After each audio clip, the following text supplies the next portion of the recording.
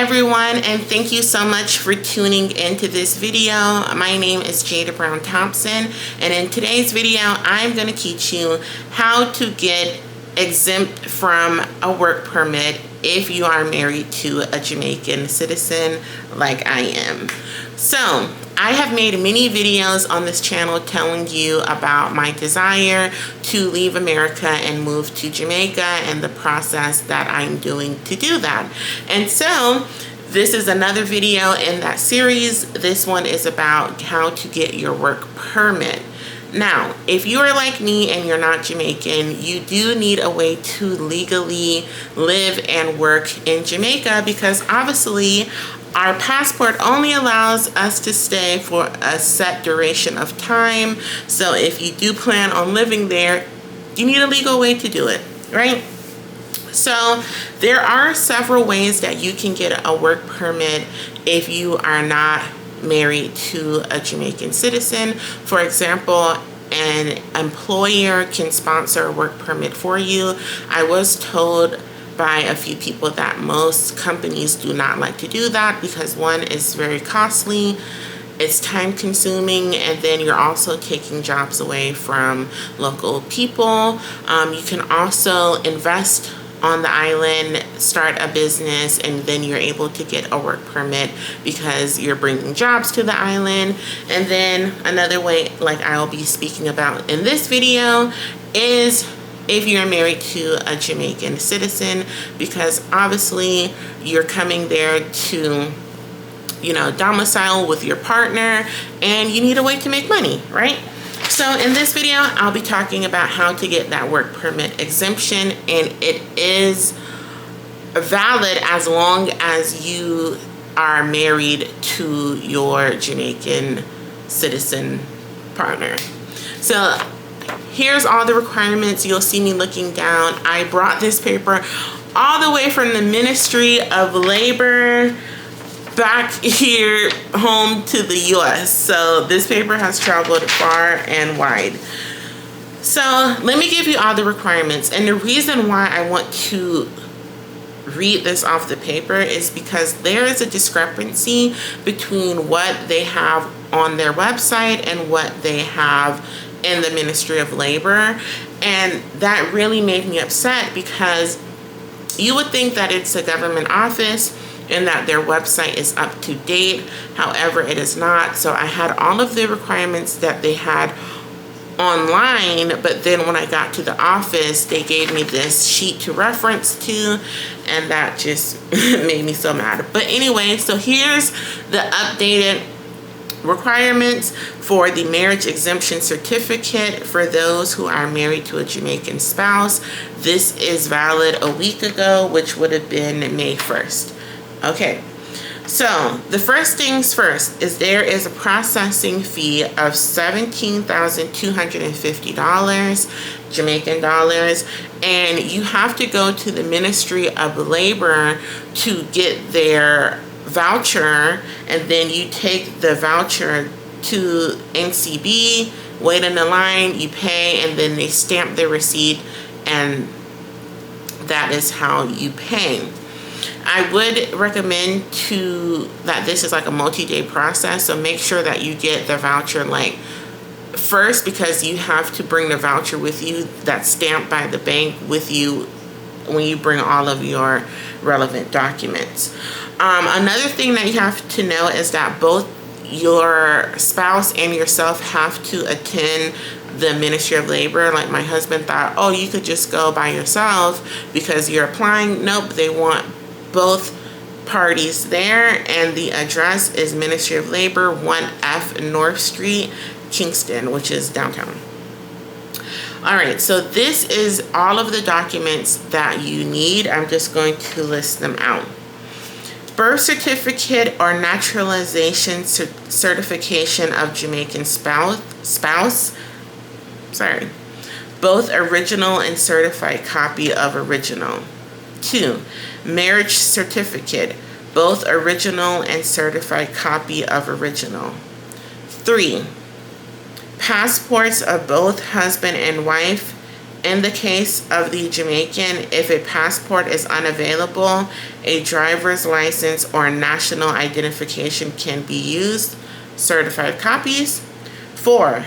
Affidavit written and signed by both husband and wife stating that they share a common matrimonial home in Jamaica. This must be certified by a justice of the peace, not a recommendation from the JP. And I just want to say, all of these documents that you have to get a certified copy. Certified copies means that it is signed and stamped by the JP. And one important note that I want to make is that I came there thinking it was America. So when I said, oh, certified copy, that means just getting it notarized. I can go anywhere where there's a notary and pay. Well, no, it's different in Jamaica. In Jamaica, the justice of peace is not paid, first of all, which I was like, wow, this is so amazing. But you can't just go to any JP and ask them to sign for you. The JP has to know you personally, and they are certifying that this document is true and that they read it over.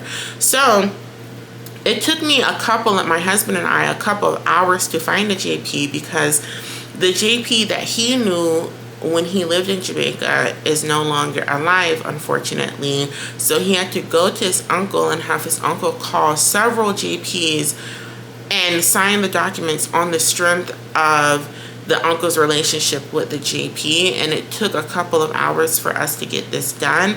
And then when we were doing all of this, it was right before Easter weekend, and a lot of them were unavailable or were on vacation. So I'm relaying this to let you know, make sure you start looking for a JP before you want to get this done, because it is a process. Okay. And the affidavit. So the affidavit that we did was very simple. We just addressed it together, Jerome and Jada Thompson, with the address of where our property is in Jamaica, saying that this is a matrimonial home that we share together. Here's the address. And then we both signed it in front of the JP, and he stamped it. So it was very simple. All right, the 5th thing you need is 2 certified passport size photographs of the non-Jamaican spouse. 6, 1 certified passport size photograph of Jamaican spouse. We did our passport photos at Brian's Studios in Kingston. We got there around 7:30 a.m., which is right about when they open. They were able to get to us ASAP. We didn't have to wait. They took our photos. I got 2 photos. He got 1. The JP stamped both of them. All right, 7. Original and a certified copy of Decree Absolute if either or both the husband and wife has previously been divorced. 8. Original and a certified copy of death certificate if previous spouse has died. 9. Police record for expatriate from expatriate's home country is required. Now, these last 2 requirements are not on the website. And this is where I got messed up, because they never said on the website that you have to obtain a police record from your home country.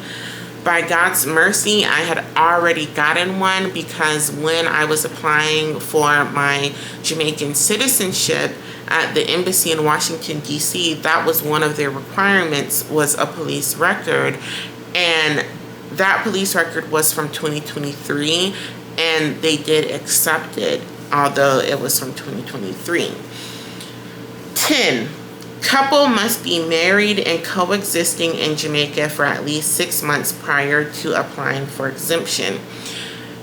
This is really important, and I want to take a moment to talk about this.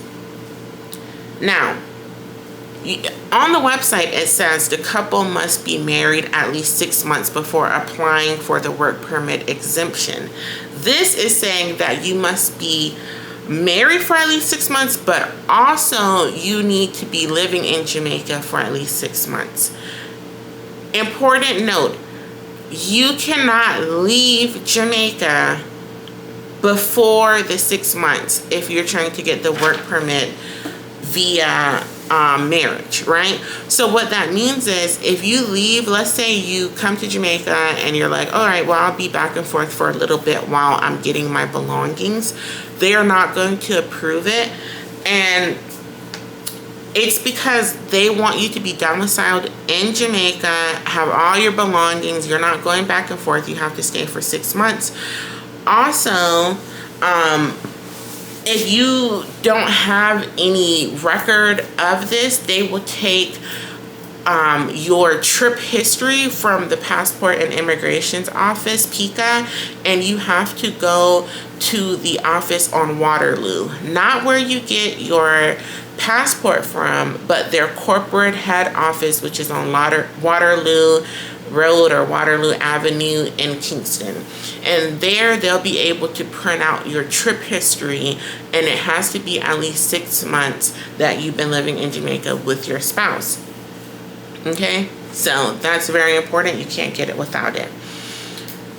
So, expatriate females are issued a letter of exemption, which is unrestricted, which means that as long as you are married to your Jamaican husband, you will have the work permit exemption. For males, however, they're issued a certificate that is valid for 3 years, and you will have to get that renewed if you're a male and married to a Jamaican woman or a Jamaican man.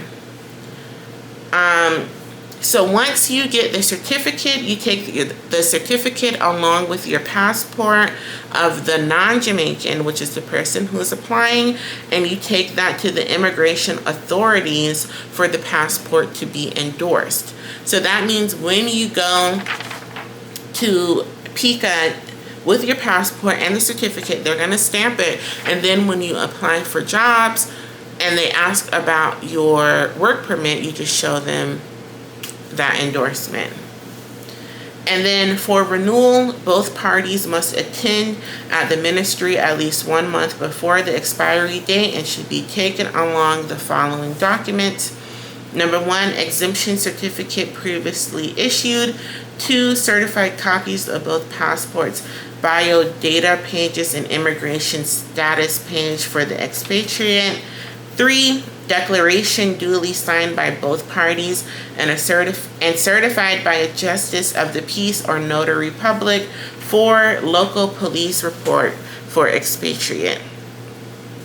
And then at the bottom, it says processing and delivery of documents will not be done on the same day.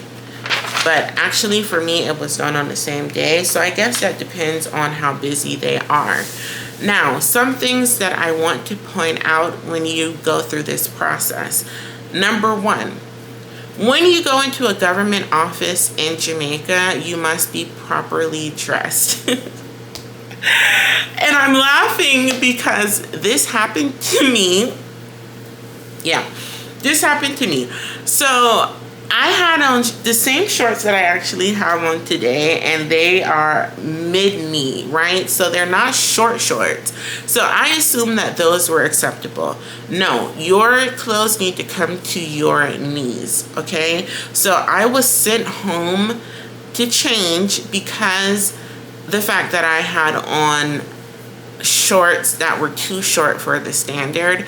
And at first I was very upset about this because I already got there around, I want to say 2 o'clock, and I think they closed at 4, so I wasn't able to go back with the application the same day. But then I realized you're in a whole other country and you need to follow the rules of wherever you are.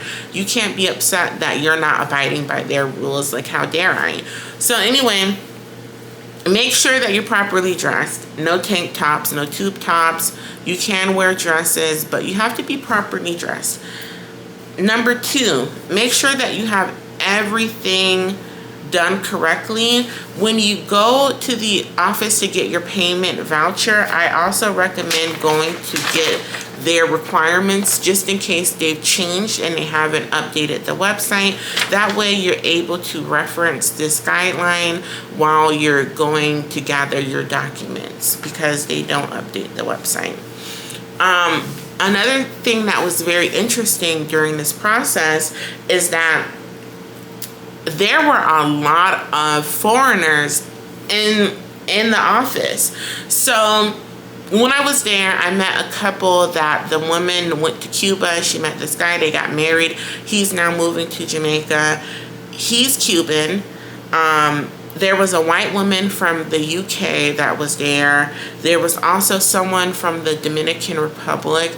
And then there was another African-American girl like me from the US who was there, married to a Jamaican. And she was saying that her husband didn't like the US, so now they're coming to Jamaica. And I said, oh my God, same. So it was really interesting to see that there's a lot of people that are moving to Jamaica that we may not know about. I didn't even know that office existed, and my husband thought that office was there solely for people who are going on farm work overseas. So that was a very interesting insight to see that I'm not the only person who wants to move to Jamaica.